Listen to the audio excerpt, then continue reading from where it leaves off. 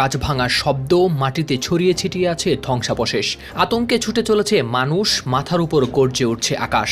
গাজার আকাশ আর ইসরায়েলের দক্ষিণ সীমান্ত যেন রূপ নিয়েছে এক আগুনের খেলার মঞ্চ। একদিকে শোক ও মৃত্যু, অন্যদিকে প্রতিশোধ আর জবাব দেওয়ার আগুন। গাজায় বেসামরিক নাগরিকদের উপর গণহত্যার জবাবে রোববার ইসরায়েলের দক্ষিণাঞ্চলীয় শহরগুলোতে রকেট হামলার কথা জানিয়েছে হামাস।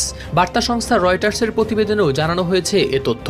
ইসরায়েলের আশকেলন, গান ইয়াভনি, আশদাদ শহরের বাতাসে ছড়িয়ে পড়ে বারুদের গন্ধ। ঘরের জানালা ভেঙে পড়ে রাস্তায়, গাড়ির ধ্বংসস্তূপ ছড়িয়ে পড়ে শহরের বুক জুড়ে।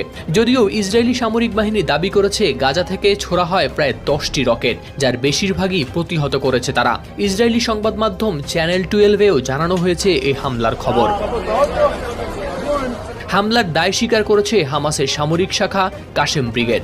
তাদের দাবি এটি ছিল এক প্রতিশোধের বার্তা। এদিকে গাজা স্বাস্থ্য মন্ত্রণালয় জানিয়েছে